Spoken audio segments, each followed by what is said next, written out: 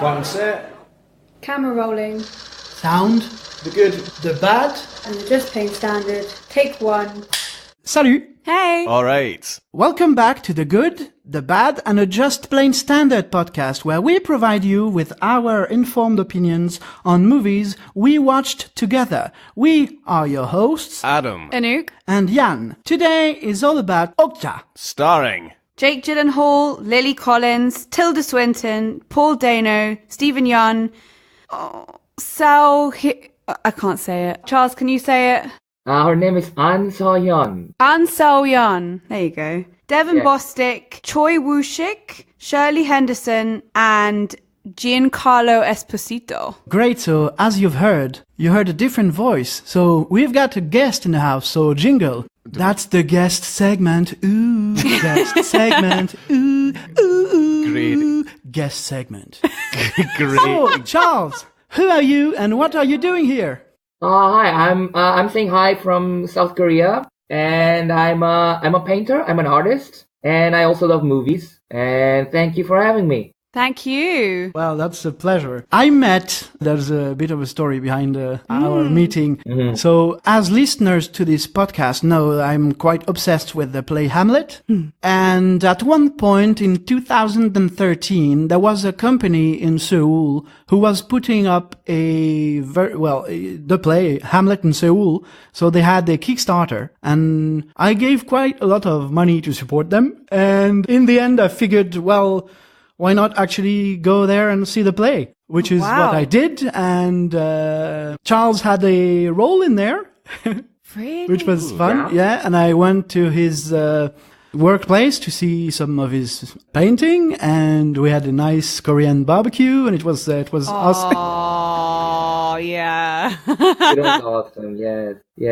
Yeah, that was back in 2013, and it was really, really special for us because we were only a company which just started out 2 years previously, and it was really a revelation, really, and inspiring to have such a kind donor who donated such a great amount of money and so kind enough to travel all the way to Seoul to see the production. So we were all riveted, and we were so happy to have him. And yes, and that barbecue was quite nice, wasn't it? It was one of the Yeah. nicest times, because I went there not really knowing what I was expecting. And I'm so, like I said, obsessed with Hamlet. I had the occasion to talk with Jessica, the director, about some text that was cut and choices and stuff. So I went I was pretty much, I think I went there like 4 days, and I was sleeping on the days. And at nights I was with the crew and the cast. It was great. Just working. Oh, sounds amazing. So Yann, was that production good, bad, or just plain standard? Yeah. It was good. And as part of it was also nice because as part of the reward, the donation, there were rewards, just like all crowdfunding, right? Okay. And Oh yeah. I had a sonnet which was performed for me. Oh, wow. Yes. Really? Yes. Oh, And in the end, I got a video copy of the play. Very nice. Yeah, I actually went there twice. Oh, that's cool. Yeah, Hamlet died at my feet 2 times. Excellent. Cool. So yeah, it was. So do you still have that DVD? Yeah. Let me see it sometime. Yeah, we'd love to see it. I'd love to see that. Yeah, sure. Yeah, so Okja, how do you pronounce? Because I figured. Oh, so I watched so it's a Netflix production. I watched that when it was released, and I noticed watching it yesterday that apparently, so the pronunciation, pretty much everyone except, well, actually, yeah, the Korean girl, she says, is that like Okja? Okja? Is that the correct spelling? I mean... Yeah, Okja, yeah. Yeah. Okay. Okja. Okay, great. Yeah, just another thing about Korea. I went there with the Navy, and watching the Okja, I noticed the name of a city, Incheon, there. Because they travel from one point to one. That's basically the port of Seoul. Yeah. And there is one thing fascinating about this port is that the tide range is very high. Like there is 11 meters. There can go like 11 meters between the lowest and the highest thingy. So there is a water lock in the port. Wow. Wow. That's quite impressive. Yeah. That's very That's the first time. impressive. Yeah. That is impressive. Oh, I didn't know that. Yeah, which was really the first time because with the military ships, you get into ports, obviously. So, but yeah, it was quite impressive. Yann's always full of nuggets of information. Yeah, Yann knows so many different things about little things. So, the film. What do you guys feel? I remember this being, you remember how Netflix, you still do have like those header things. So whenever you go into Netflix, it like promotes their newest film that they've got out. I remember seeing this when it, like back when it came out, and I was like, yeah, this looks quite interesting, but I never got around to watching it, which I kind of regret now, because now that I've sat down and watched it, I'm like, you know what, this is pretty good. It was very good. I really enjoyed it. I came in not knowing anything about it at all. So it was also quite nice just to like let the story unfold and not have any like preconceptions towards like the story, because I had no idea what it would be about. But yeah, I definitely cried. Like the whole ending, I was just in tears. It was really emotional and different emotions throughout. Yeah. Roller coaster. Yeah. Yeah, exactly. So apparently there is a humor thingy that you don't get as much if you only master the English language. If you get both of them, apparently you get way more. What is your take on that, Charles? About the language aspect of the film. Yeah.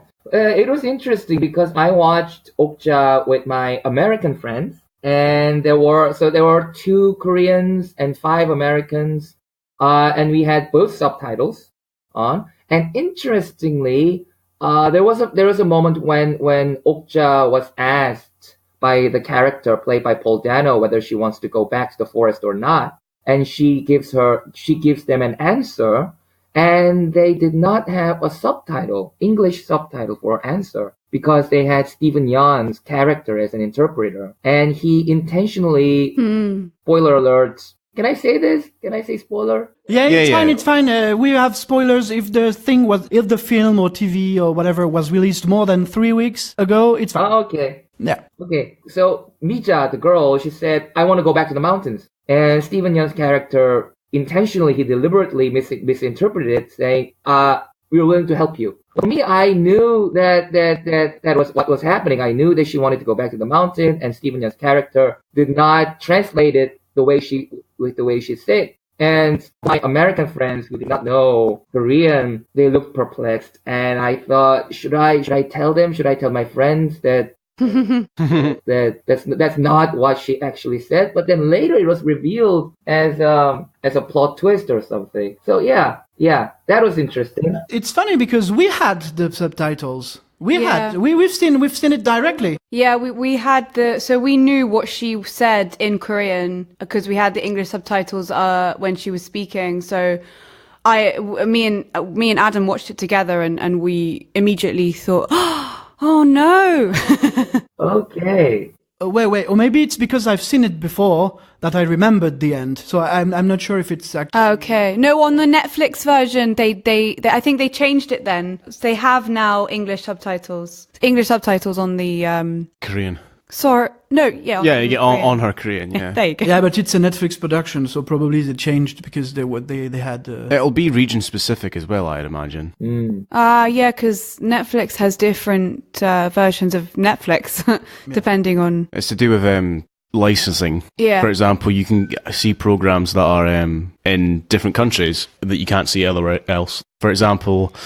A lot of BBC stuff, because your mum was in Germany, so we sometimes use German Netflix when we're over, and it's really strange to see programs where like, I didn't know German Netflix would have loads of the BBC stuff, which is quite interesting. Mm-hmm. The fact that it's produced by Netflix, I think I remembered when I watched it when it was released. It was one of the first time because they have control of everything. The sound is not as strongly studied as Atmos, like you've got sound in every direction, but it's way better, I feel, that when you just watch a simple DVD on a TV, because with the headsets and I heard sounds everywhere. Well, like a true surround, so it felt like, when the door is closing and behind you and stuff. I guess because they have they know immediately that it's going straight to streaming services as opposed to filming for cinema.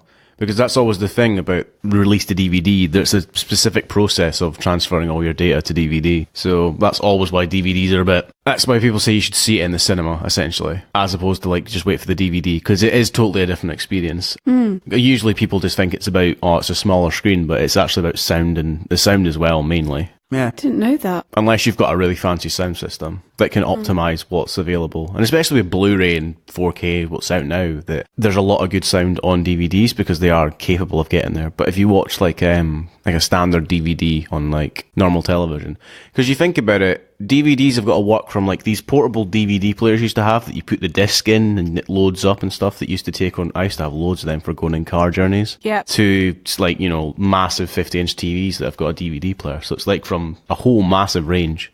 So that's why it's got to be like it's like got to be average throughout the whole range of whatever you watch it on. Yeah, well, and you could also can have the Atmos at home. Well, obviously with the headphones, but if you get like 5.1 and you add two speakers facing the ceiling and they reflect, so you've got, that's the way to do it. Anyway, I think. So I talked about emotional. I think there is a really cute relationship between Mia and Okja. It reminded me of me and my dogs, really. Aww. Yeah, especially when bedtime comes. I shared something on social media not so long ago, a few days ago. Nice. So basically you've got the bed, which is 90 centimeters wide, and you've got 50% that's human flesh, me, and then you've got 3 other Jack Russells in there. So it's kind of a weird relationship we have.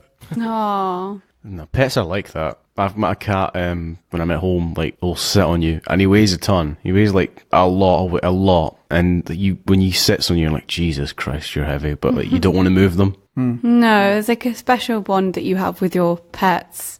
And something that touched me also, it reminded me, the old man with the media, that's her uncle, grandfather? Grandfather, yeah. At one point he shows media what is about to happen to Okja with the plan, so that's ribs and stuff. Oh. Yeah, it reminded me a long time ago when we were... all of us, so I have a brother, a sister, and there's me. Well, I'm a first, but anyway.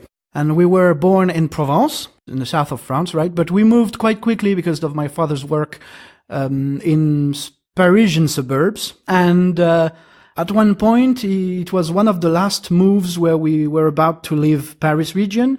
We moved to a place like the country where you've got like...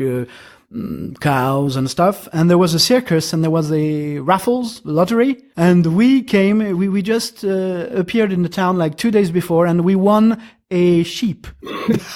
What? Yes. Wow. Irene, the sheep. So that was way before we started having generations of German shepherds. So we had her. And we were told that she was kept on a leash outside. Well, she was kept because, there was a bit of a jealousy from the locals that, those guys, they just came from the city and taking our sheep and stuff. And one day we were told that she was stolen. And a few years later, we learned that she was indeed stolen by the butcher and was put into our fridge to be able to eat at a later date. Oh, bloody hell. Yeah, I didn't have any, I think, investment in her at the time. So I wasn't like crazy sad when she was not there, and or when we actually learned that it was food. But the very first time, and now I'm a bit blasé with the dogs. The first time was the very first dog we had, German Shepherd, who died because German Shepherds, they have something with their intestines, they turn or something. Well, anyway, the stuff was not diagnosed in time, and he died way early. Like they're supposed to live like 10 years, and at 5 was gone. That was very hard to cope with. So now I'm a bit blasé after this one. Yeah. Yeah. How did your family react? So, like, you bought raffle tickets, right? And then they just like pulled out your ticket. It's like, oh, we've won a sheep. Like, it's like a movie plot. Yeah, it does sound like Babe. Yeah, it sounds like Pig in the City. Babe Pig in the City. It was like 25 years ago or something. Yeah. Oh. Yann has always had an interesting life, man. Yeah, yes. I've never won anything at a raffle. Yann's won a bloody sheep. I really love. Did you also guys love the non-violent tourists? Oh, Oh, yeah. I love that. It's so nice. We come in peace. And one of them was starving because he wouldn't eat anything because food production was evil and... Yeah, talcum powder guns and defensive umbrellas. Yes. And she put the nails in a potato and put it in a cup to be like a... something to throw. It was a potato gun instead of a bazooka. Yeah. Yeah. Totally funny. So funny. I quite liked the Korean lorry driver. I think he was my favourite character. He just didn't give a fuck about anything. Oh, yeah. Just bored. And then he became a terrorist. Should we do a quick plot summary for this film so people know vaguely what's going on? You want to do a plot summary, Charles? I want to make a comment on the scene that you just described, the moment when the grandfather of the girl explained to her just brutally, in a brutal way, that she's basically, Okja is basically going to be a steak, right? She's basically a piece of meat by drawing that thing on Okja's body, saying she's basically going to be this is sirloin, this is bacon. And that was powerful because the acting was so good. For me, the guy who played the grandfather, the actor's name is Byun Hee-bong, is one of the most recognizable actors here in Korea. And he is one of, I think, the director's favorite Korean actors because he stars almost every movie that the director Bong Joon-ho directs. And the way he said it in Korean was 이게 그놈 팔자요. Okay, that's Korean. That just literally translates into it's her fate. Wow. Fate. That's the word he used. That's how the word was translated. And me as a Korean audience, I told myself that's not the right translation. There's no way, in my best knowledge, they can accurately translate the Korean word 팔자 to English language. Interesting. 팔자, yes, in some way it means destiny, fate, but it has more kind of relationship with the Korean history of being colonized and being enslaved and being raped. It has lots to do with the sad history the Korean people have suffered. So when you say 팔자, it's a very ominous, very bleak, very dark fate. So when he used the word, that's going to be her 팔자. That's her 팔자. That's her fate. Like Korean audiences would shudder to hear that expression. Wow. So I think that's my kudos to the writer to write that sentence. That's sad that we lost that. It's also it sends reverence to the fact that this works in both Korean and English, which is a major thing that we'll get into later on about the whole divide. Obviously, the beginning with meeting Okja in Korea and then moving to America, there's a total stylistic change. But to start off with, I think the stuff in Korea is possibly the best part of the film. Oh, in my opinion, I think for me, I enjoyed that the most. Yeah, you mean the first 40, 50 minutes. Yeah, right. Yeah. I mean, it's beautiful. Yeah. And her life seems so amazing. Yeah. I checked, because the structure is quite straightforward. So basically, Okja is taken, it's the 30 minutes. So that's, I would say, the inciting incident, probably, at the 30-minute mark. Yeah. For a 2 hours movie. Yeah, it's not bad. That's not bad. That's kind of spot on.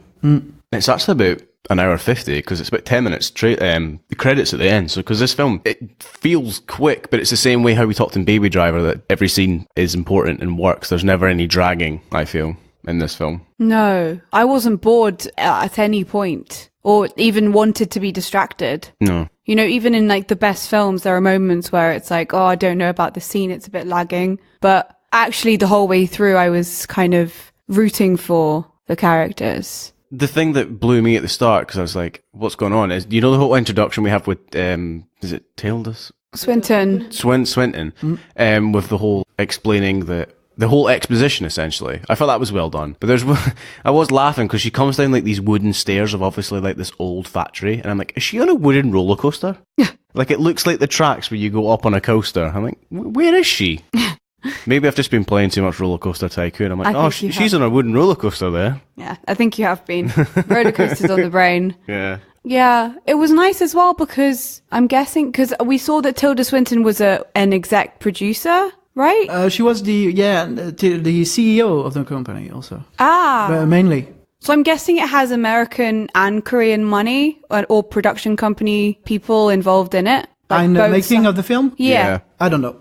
I don't know. Like both sides. Yeah, I heard that there were both Korean staffs and American staffs from Korean production company and the staffs from Netflix. And I think Brad Pitt also invested Oh, wow. in the movie, so there were staffs from Brad Pitt's production company. Nice. Yeah. So basically there was this director, he was stuck in the middle of those three giants. And Wow. yeah. I liked also that they called the company a bit like Monsanto at Mirando. Yeah, Mirando. Yeah. Another of my favorite moment from the movie was at the climax when Mija and Okja was in the factory, that terrible, gruesome place. And I expected some kind of a grand, action-packed escape from the factory, but the way they handled it, she gave the CEO, the Tilda Swinton's character, the golden pig. Mm. And they let her go. Yeah.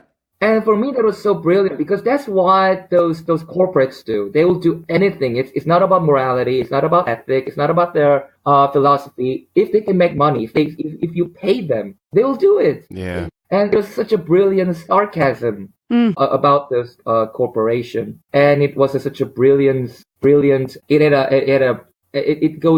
It went very well with its almost cartoonish atmosphere of the friendship between the girl and the animal, with this very ultra realistic depiction about the corporation and the society and the economy. It was a nice balance between personal journey, obviously, with Mija's character, and then corporation, which there was no personal attachment to anything, like the pigs are commodities, essentially, which was a really nice, when these two came together. And I feel like the film would it would lose a bit if it did become like a whole like action-packed, like I've got to get through the factory sort of thing. So I think that kudos to everyone involved in this, because the tone of the film never sacrifices its principle. It never feels like it's been made by three different companies. It feels like one complete piece of cinema. Yeah, what I liked as well is that they didn't allow Tilda Swinton's character to. Oh no, she plays the sister as well, doesn't she? Yes, she does. Yeah. But I mean, the Lucy to not win, and then Nancy to kind of take over, because there was this kind of satirical thing about why lie, like why kind of put on makeup and a pretty dress and pretend that you're this lovely, nice, natural person when everyone knows that these big corporations that are, you know, like this stuff actually happens. I think that's why I was crying and why it resonated so much, because we're doing this to cows all the time, like every day, you know? So this actually happens. And I think we're kind of getting to a point where we know these corporations are bad. Like, why lie about it? Like, we know that they just want money. Like, you might as well be Nancy and not a Lucy. Stick that on a t-shirt. Yeah, exactly. Yeah. You're such a Nancy. Yeah, there's the deep message on it comes out a film with a deep message, clearly. But it didn't feel preachy. No, yeah, that's right. Which I liked. No, thank God. Because I'm majorly turned off by preachy, especially when it comes to animal welfare or veganism or vegetarianism. There's a good example of this. There's a documentary on Netflix. Is it The Food Problem or Food Incorporated or something? It's I can't remember the name off the top of my head. I'd have to look it up because there are many. And I have to get it right because that documentary is very biased towards becoming vegan. It's all about how American health companies are sponsored by fast food chains, which is true, but they present it in a kind of way that's like, why are you lying about this? Why are you asking? It's very, very tilted towards this is the wrong thing and you should be being a vegan sort of thing. Which fair enough. If you have those opinions, sure, I have opinions because I mean, if everyone was the same, it'd be very boring. But when it's ironically force fed to you. No, that really annoyed me because it was one-sided completely. And it was basically saying if you have any animal products, it's really bad for you. And it's like, okay, I completely understand that massive corporations have so much control, but doctors have some say. Like, they're not just going to allow people to eat badly. Like, you're not just going to eat animals and then one day realize, oh, shit, this is really bad for you. Like, no, we'd all be dying if it was really bad for you. We wouldn't have got to this point. Like, Yeah. as a species, we probably would have died out. Yeah, no, it's so stupid to say that we should never have started eating animals. Like, that doesn't make sense to me, anyway. I support the Scott Pilgrim versus the world version. Like, vegans are superheroes, like Brandon Routh all the way with the patrol and stuff. That's how vegan should be. You just want superpowers. That's right. That's right. Yeah. Yeah. I noticed some few well-designed and composed overhead shots in there. Especially the one in the rape factory. Well, in the warehouse where I'm going to be honest, I didn't watch that. I couldn't. I couldn't. It was a rough scene, that. I just heard the noise and I was like, I can't watch that. Probably really unprofessional of me, but It was done in a very styled way. It wasn't the scene, like in Hollywood the camera would be in the room with them. How it was done was it's the activists watching the live feed that they put in Okja's ear. So they're watching this footage, and it's them being like, Jesus Christ, I can't, what have we done, sort of thing. I did see some of those reactions because I kept on looking back, but I was just worried that I was going to have to watch a rape scene pretty much. But whereas in Irreversible, it's basically a camera stuck on the floor, and you've got the rape happening, like in an alleyway, dark alleyway, with Monica Bellucci. Yeah, it's just. There are many. Actually, it's quite shocking how many rape scenes there are in the world, film world. You would kind of think that would be, distasteful or whatever, but I guess it does happen. It was interesting in this film as well, because obviously you have like the personal relationship with Okja, so it feels like a rape scene. But I was sitting there watching it going, does it exist in the animal kingdom? Yes, of course it does. Well, no, as in an animal raping an animal. Yeah. I know that we do forceful inseminations. Yeah. So that's true. That's what I was fighting in my head. I'm like, I know this actually is a thing, but I was like, is it the term? Not as in like I'm trying to justify it. I'm just like in a matter of like figuring it out in my own head. I'm like, I've never really thought of it in that way. Like, do animals naturally rape? Yes. Yeah. I don't know. I know that dolphins are pretty naughty. Yeah. Apparently, I've read it's that just too. orgies and weird stuff. But Well, frogs just pile on top of each other. frogs. Really? Yeah, I don't take that personally. So it's fine. Oh yeah. Whoops. You bloody frogs. The French just pile on top of each other. No, but there is this small marsupial that stays a virgin for a bit part of his life, and at one point it's just something that clicks, and he have sex until he dies. I don't remember the name of it. Isn't that just every human being in the world? That's basically. What am I doing? Wait a minute. What have I been missing? Wait, one day I just decided to go clubbing I met this woman or man. in a club. Took her back to mine. Yeah. Just had sex till we die. That is so depressing, Adam. That is quite depressing. Anyway. Yeah, suicide sex could wipe out rare Australian marsupial. Males die after ferocious 14 hours. Mating sessions leave them exhausted. Bloody hell. Wow. Let me find the name of that little... 14 hours. Antechinus. It has dick in it? At some point it does. Sorry. Physically.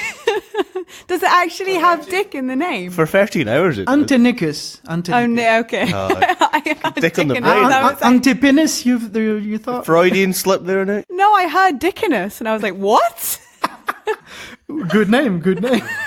Oh, that totally diffuses. There was a guy at my school. Oh dear. I'm not going to say any names, so this won't be liable. He came over. He came to like in the last couple of years of school. Anyway, when you move school and you try to get a name for yourself and don't want to be the new kid. This guy had a story that apparently he had sex with a woman for 14 hours, right? Oh. And then to which I replied, I'm like, what? Do you consider, what? He's like, what? Did that include foreplay? He's like, well, yeah. I'm like, what? So what do you count foreplay as? Like going to the movies, having dinner, having a coffee at the end? Is that all this? Yep. So if it knackered itself after 13 hours, that totally refuses his argument. So that's good that I've got proof of that now. There is also this mosquito, or this being, who He's using. He's not going straight for the vagina or for whatever the other mosquito has. Just like pierces through the armor. He pierces through the skin of his mate. I like how you said armor first. Yeah, well, I don't know. Carapace. How can you call that? Like the shell. Oh, I know what you mean now. Yeah. It's just like piercing everywhere, so they're sure the sperm will reach the reproductive organs. Jesus Christ. Bloody animals, man. That's the thing. Like, we're one of the only species who has like a consciousness and knows right and wrong and all this stuff. Like, they just want to procreate. We have an advanced sense of morality, yeah, and ethics. I think that's essentially what separates people from beasts, really. Beasts. It's like, you have no morals, you're a beast. You're a beast. Yeah, but then so many humans also don't have morals. This is true. This is perfectly right. True. This is perfectly true. Perfectly true. And connected to this film. We talked earlier about Tilda Swinton taking on Lucy and Nancy. By the time you're listening to this, you would have listened to Suburbicon, where Julianne Moore is also playing two characters. I have a very good point to bring up about Suburbicon that I learned recently. Okay. Do you want me to do that now? You can, because you can. So I discovered recently, thanks to the Kermode podcast on BBC Radio 5, goes out live Fridays, I think 2 p.m. It's worth listening to if you Kermode and Mayo, right? Yeah, Kermode and Mayo. It turns out that the Coen brothers had the script, the Matt Damon side of the plot. That was a script they'd had for years, and they've never really had a chance to do it. And George Clooney was working on an adaptation of a documentary he saw about how when veterans came home from World War II, they were like, you were given a home. It was the initiatives, a home for GIs. And it was about how black veterans were getting these homes too and being moved into these like picket fences Suburbicon. So he had this script going. So essentially what happened with Suburbicon, it was two scripts put together, and that's why they don't fit together as well. Okay. That's That's interesting. So, I was talking about actors playing different characters because I'm quite fond of actors playing multiple characters when it's done right. I mean, right thoroughly, like in Orphan Black. Oh, yeah. So it's perfectly distinct and developed, and you see them extensively. But a bit unlike what you see in Split, which I liked the movie, but to say that it was a high reach in James McAvoy's career, I think is overrated, because he reached a very good step with Filth, obviously, but this one, I'm not really sure. It was not developed enough. And anyway, we are sold many characters, and we only saw 5 anyway. And also, What Happens to Monday, another Netflix production, where it's a what's the name of the she played in the Millennium. Yeah, she plays the 7 sisters in this thing. Okay, yeah. That's interesting. Yeah, well, it's done quite well, but it's not, they're sisters and they've lived in there all their life, so obviously they have quite a similar characteristics. But There's Legend, which is about the Cray brothers, British gangsters, both played by Tom Hardy. Yes, well. That's right. I haven't seen that, so I don't know if it's good or not, but I've heard good things. Yeah. I see. With Suburbicon, there was no reason for them to be the same, I think. And even if I could kind of see a reason, I think I'm trying to put a reason on it because I wanted this film to be good. So I keep trying to, do you know what I mean? Like, it wasn't described well enough. The Julianne Moore, the fact that she was playing 2 characters, like, I'm putting the reason on it, saying that, maybe it's because, her sister is turning into her dead sister. And that's why it's kind of like they're the same person. That brings up a good question I want to ask, especially because we're reviewing a movie that's a Netflix title, or even if it was an Amazon title. I feel that when you go to the cinema, and because you've paid for a ticket, Yann talked about this in the Suburbicon episode, that you want to find more good things in the movie. Having said that, with Netflix movies, do you feel that lessens your expectations of a Netflix film? What does, sorry? Well, because you pay a subscription price a month for Netflix, so you can get all the movies you want.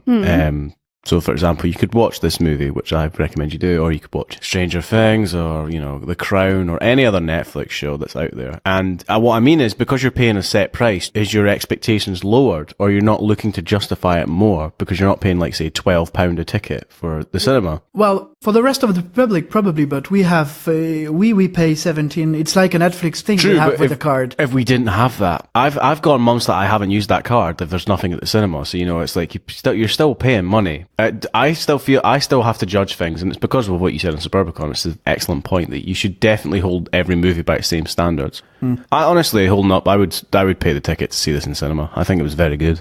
Okja. Yes. Yeah. I do think that they somehow got away with Tilda Swinton playing two characters, because it was basically saying they're exactly the same. As much as they want to be different, they are exactly the same, morally corrupt, horrible people. They're two sides of the same coin. Yeah, exactly. They're completely, but they're also the same side of the coin. There's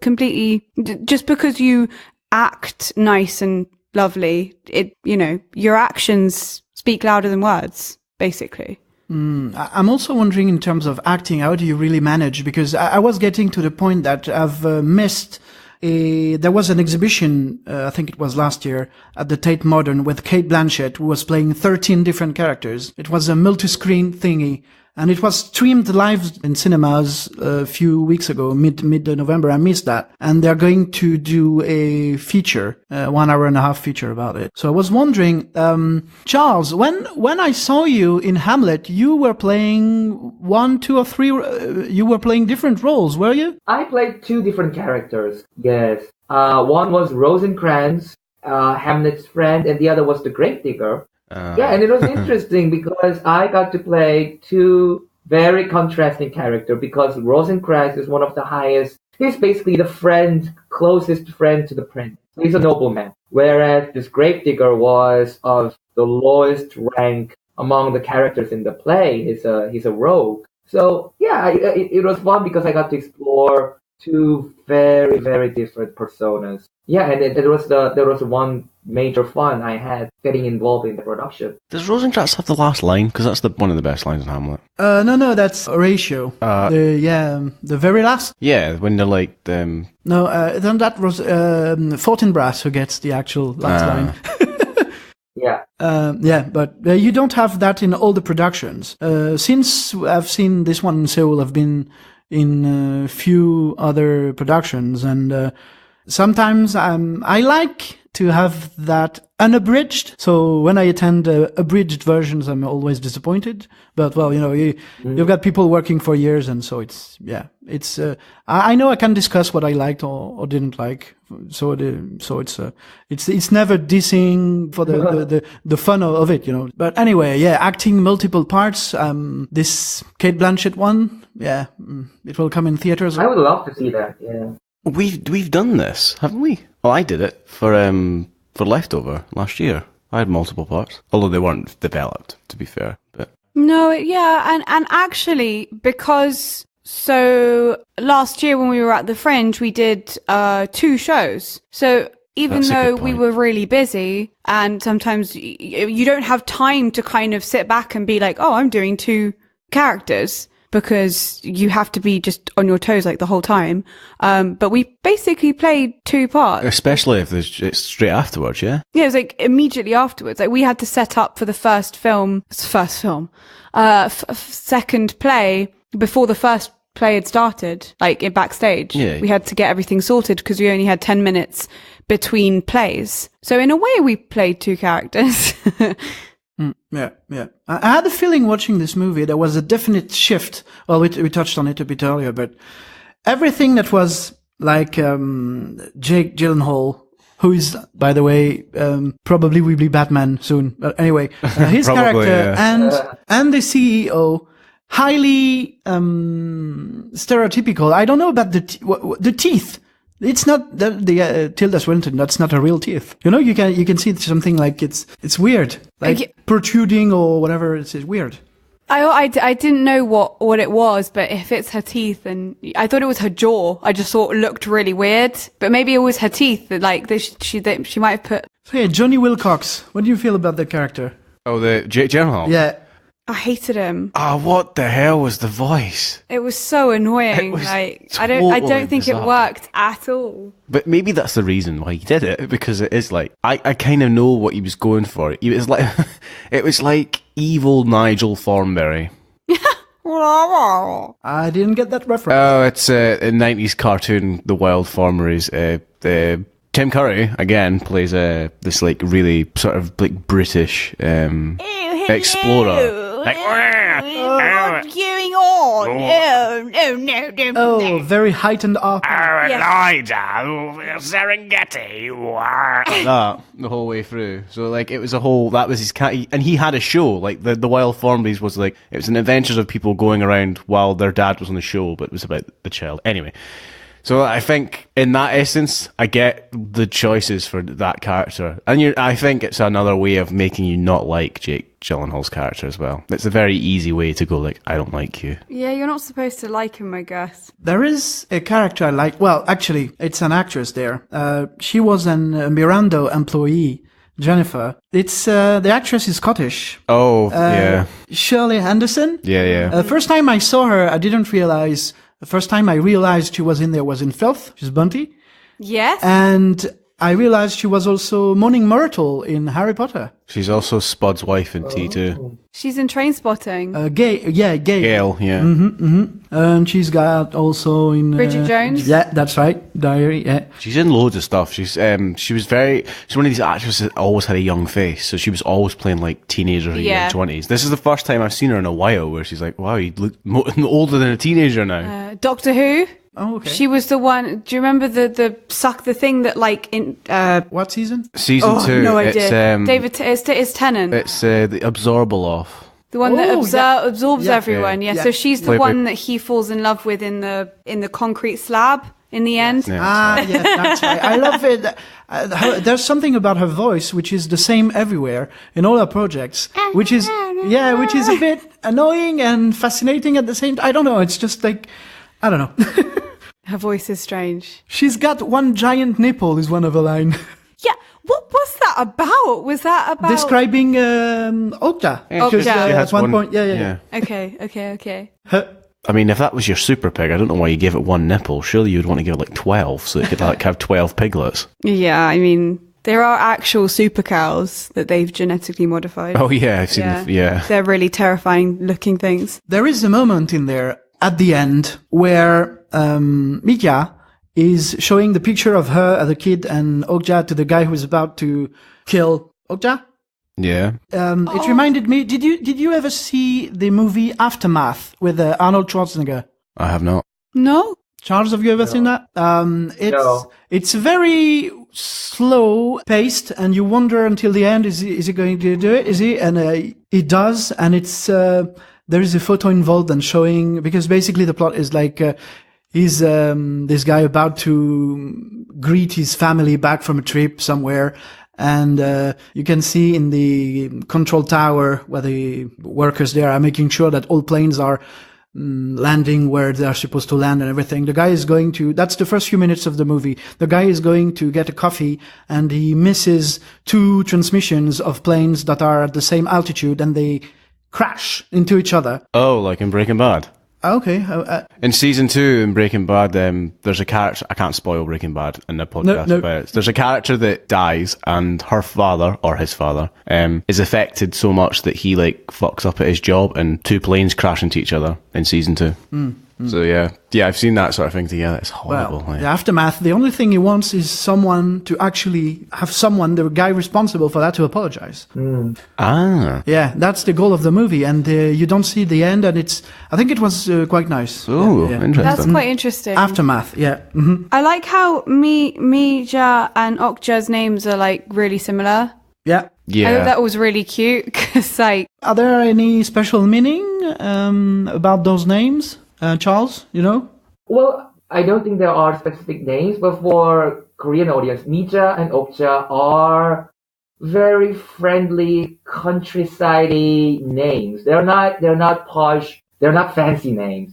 Those are the names that you would expect from old, like a rural countryside. So I think I heard this in an interview from the director. He said, "This is the play. This is the production, a movie about the corporation and the genetic modification of the animals." And he liked the contradiction between this grand plot and the names of the characters, such as yeah. I definitely like, there's a whole through line that you could argue it's from farm to table, essentially, is this film, where you see the upbringing and the environment that the animals live on, and then you see them travel to these slaughterhouses, essentially. And that's my favorite part of the film is everything in Korea, because it has such a grounded feel of like, this is their world. Like, those are a whole, 5 to 10 minute sequence of just, Mija and Okja playing. Yeah, it's well established for sure. It's great. And there's so many moments in this film that could be made Hollywoodized, which is Anouk's favourite phrase again. You know, the prime example, I actually said this to Anouk while we were watching it. When we see, Mija, or we see her in is it Seoul? Seoul? How do you pronounce it? Seoul, probably. Seoul. You know, when it's like the overhead, yeah. The overhead shot of the people walking up the stairs, and then you just see her in the middle in like the red jacket. Yeah. Like, in Hollywood, you would expect that shot to be like, it's like a spinning revolving shot of all the tall skyscrapers, and then it comes into her like looking up in awe. I thought it was a very subtle and nice way to show, like, you know, pig off the farm, essentially. And now she's just this little girl in the middle of the city, and she's like going the opposite way to everyone. Yeah. Yeah, that's always a strong image for sure. Yeah. Yeah. Did you realize, because I didn't the first time I saw it, that there is a post-credit scene? Yes, I saw that. I was skimming it because we were running late this morning. We watched it again this morning just to have like, because we watched it quite late last night. I'm like, right, we'll watch it again in the morning just to like make sure we've got everything. And I was like scanning at the end, like seeing how long we had before we started this episode recording and how long we had left. And I noticed there was a scene at the end. I'm like, all right, okay. So yeah, I did see it. Mm-hmm. Yeah, that was funny. Little homage to Marvel there. Yeah, and the grandma. Take the hoodie, grandma. Oh, that was good. That was good. In terms of the structure, I talked about earlier. Yeah, you talked also about the fact that the nice scenes when they're together. The incident that was incited was perfectly resolved in the end, because it was, it started in one way and it ends pretty much the same way, but totally different, because now they're totally free. So I think it's always good when yeah. And with a baby, which I thought was quite nice. It was like an added, they have a child now. Yeah. Would you like to talk a bit more about some stuff about the movie, like quotes or stuff you liked, before we can go into the last segment? I mean, the bit where the parents kind of nudged their child out of the electric fence, my heart just broke. It was just so well done at the end. Oh. Yeah, that scene. I was watching it with my friends, and that scene has a mixed reaction. I personally love the scene, but some of my friends, my Korean friends, who are the hardcore fans of the director, they did not like that scene, not because of what happened in that scene, but they thought it was way too cartoonish. Yeah. It was too fairy tale-like, and that director is known for his hyper-realistic depiction of the world, of the society. If you look at his previous films, like The Host or The Memories of Murder, those films are gritty, like vitriolic. It's just packed with realism. And for the fans of the directors, that particular scene seemed like it was just there to function as a crowd pleaser in a way. But I personally love this scene. I think it did work in this particular movie, where we have this because the whole concept itself, the friendship between an animal and a girl, and their competition there, and this competition between them, between those two and the big corporation, is itself a bit cartoonish and like a fairy tale. Yeah. And the whole way that she kind of brought Okja back, like, probably would never have happened. Like, she probably would have been captured ages ago.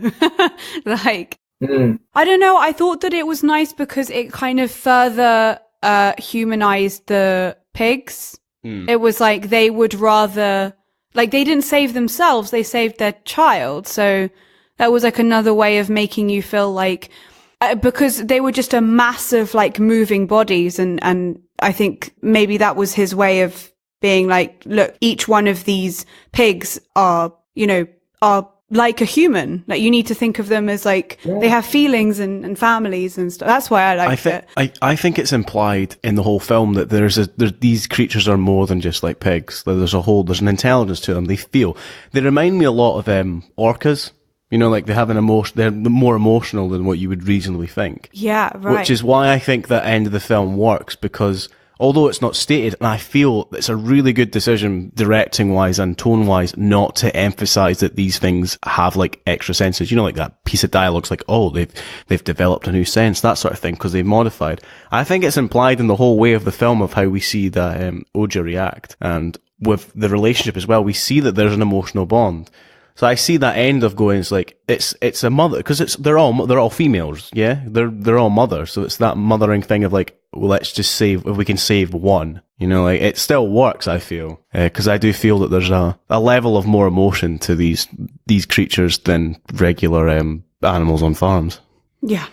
Which I think I thought that scene was, I thought it was fine, I think it worked. Yeah, I liked it. Yeah. Yeah, cool. Oh, are we doing the rating before the last segment? I don't remember. We'll do the rating. We'll do the rating. Well, just 1 second before that. It was just checking, but I think we should, because I know that we share a passion for Shakespeare with Charles. So, how come? What was I know that my story is that thanks to Kenneth Branagh's Hamlet, who basically was the thing that made me want to act in 1996.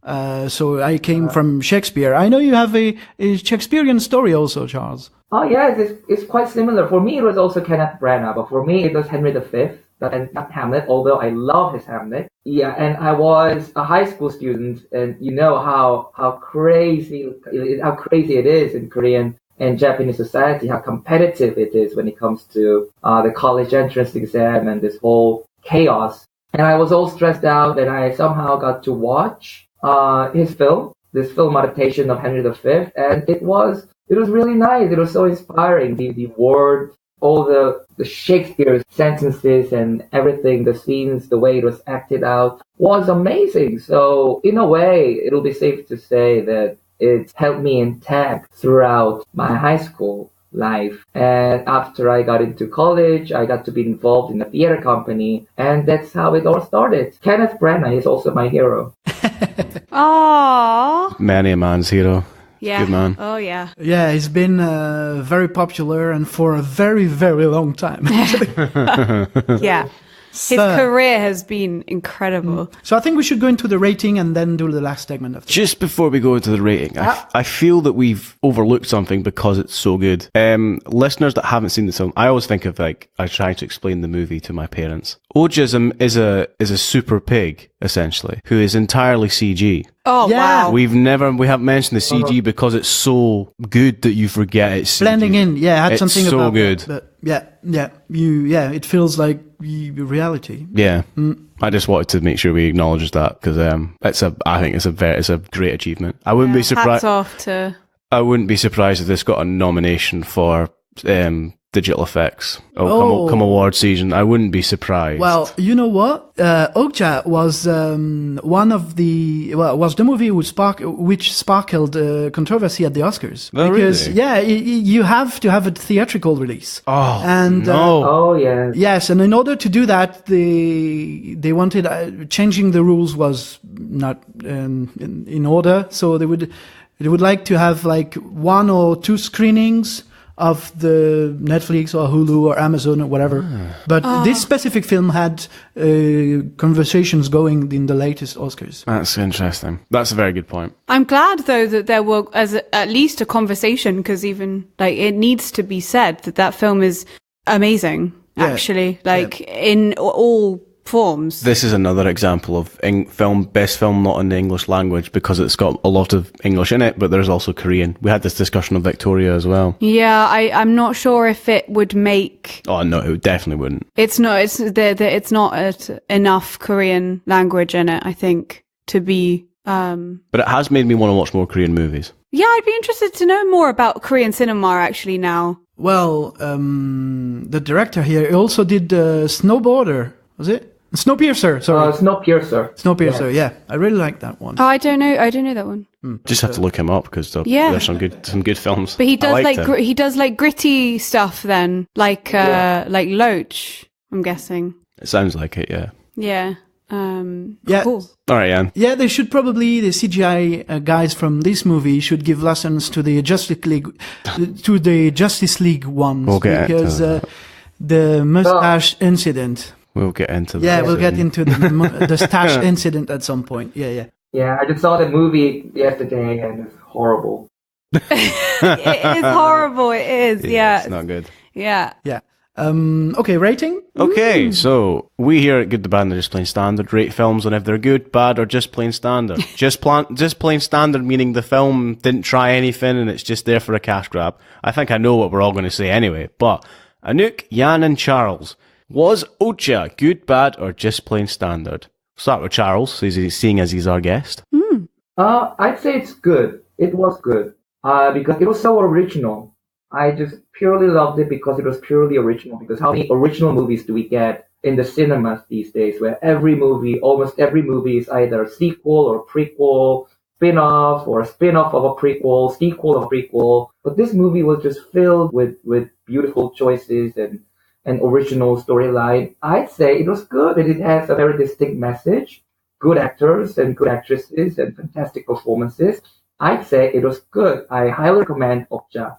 Anouk? Yeah, I second that. Thought that was very well explained as well. Yann? Yes, and I third that entirely because, a bit earlier I was watching it yesterday, about the originality thingy, which I usually don't really take into account, but yeah, it struck me, so I was like, oh yeah, there's that also. So yeah, good. Yeah, Charles's summary is pretty much how I feel as well. It's pretty accurate as well. It's like we said with not Nightmare on Elm Street, Murder on the Orient Express. It's a nice breath of original fresh air. So yes, it's a good from me. It's plugging time! France! Scotland! England! Korea! Hey! Go Podcast Rangers! Mighty plug-in Podcast Rangers! Go Podcast Rangers! Mighty plug-in Podcast Rangers! So, Charles, Gets me every time, that. we talked earlier about some hyper-reality in this movie. You know quite a bit about that because you did a TED Talk on it and your paintings are on that. Oh yes, hyperreality. Yeah. So would you like to share with us how the whole TED Talk happened? Oh yes, I just completed my another TED Talk, which happened in Japan 2 weeks ago. Wow. And my first, it was TEDx talk. It was independently organized TED event. So my first TEDx talk was in 2014 in Malaysia. The second one was in 2016 in Seoul, Korea. And the third one just happened in Japan. And it was all about, I was asked to talk about hyperreality. And this concept, hyperreality, the term itself was coined by a sociologist, a French sociologist named Jean Baudrillard. I'm not sure if my pronunciation is correct. Jean Baudrillard. Baudrillard, probably. We probably. Baudrillard. Yeah. Usually don't pronounce the D. Yeah. That guy. So it means it not only, it doesn't mean that it's being super realistic or ultra realistic. It's a phenomenon in which the simulation of the reality surpasses the reality itself. So it's kind of a virtual reality that does possess the traits of the real more than the real itself. That the person who experiences it can no longer distinguish what's the original and what's the representation of the original. So basically the movie Matrix was everything about this concept, hyperreality. And okay, I don't want to get too deep into the philosophical, sociological concept of the term. Since we talked about Okja and CGI, I mean, the current CGI industry would be a perfect example of this phenomenon of hyperreality, because think about the kind of CGI we experience these days. Because in the old days, we would know that what we see on the screen was fake, like the CGI that was used to create talking monsters or transformer robots. I mean, those are just apparent that those are CGI, those are fake. But if you look at Marvel movies these days, they do the de-aging. I have strong feelings about the de-aging. Yes, well, what I want to talk about is that they have, in Civil War, for example, they have the Robert Downey Jr. in his 20s. In Ant-Man, they have Michael Douglas in his 30s, which was all done in CGI. And those were, I would dare say, those are seamless. It was seamless, almost seamless. I mean, let's talk about Rogue One, what they did with Grand Moff Tarkin, Peter Cushing. They actually digitally resurrected the actor who died more than 20 years ago. So what we saw on screen was the digital recreation of the face of Peter Cushing, who moved and spoke like Peter Cushing, but it was all fake. And my friend who saw the movie with me, he had no idea because he had zero knowledge on Star Wars or the actor himself. And when I told him that, did you realize that the old man, that Moff, was digital creation? And he said, no, I had absolutely no idea. So it's an interesting phenomenon because you're reaching a point where we won't be able to consciously distinguish what's CGI, what's fake, and what's real on screen. So I can easily predict a foreseeable future, where we have these digital actors, this virtual creation on screen, but then you would have no idea that if that's an actual thing, real actor, or CGI. There was a movie with Al Pacino, Simone, on that theme. Yes. Have you seen this one? Yes. Yeah. Yes. Yeah, well, what you say is very interesting, obviously, where we're going. However, for me, I think I didn't remember. Well, I noticed that in Ant-Man, because Ant-Man was before Civil War, I think. I didn't feel it was. I've been doing some workshops with makeup artists and people like this. So when I see, especially, Peter Cushing was okay, but what they did with Leia was atrocious. What they did with, I think, with Michael Douglas was, it was okay, but just barely okay. Obviously, I didn't realize at the time when I saw the movie why they did that, but Justice League with Henry Cavill to remove the mustache. It's just, I don't have any issues with the DC movies except Suicide Squad. I think Justice League was kind of okay, but it was totally grotesque because of that mustache thingy. Yeah. So I really have issues with the CGI thingy, especially when it's not done correctly. One thing that was done correctly is the Guardians of the Galaxy 2, because the makeup artist who's been working with Kurt Russell for all his career told them, well, I can have a makeup to make him look like he was 40 years ago. So there was also a bit of retouching, but it feels more natural than full CGI. I'm not trying to say that all those CGI that were used on those movies were perfect. I'm not saying that. What I want to say that we're getting there because the technology is evolving with an amazing speed. And one of my favorite movies that I've seen recently was the Planet of the Apes, the new Planet of the Apes movie. I love that series so yeah, much. we like It's it. Yeah, so yeah. good. Andy Serkis. And He's CGI, good. those movies were just glorious. So we can easily, I think we can predict the future where we can award the Oscar. I think Andy Serkis, he does deserve an Oscar for his performance in Planet of the Apes.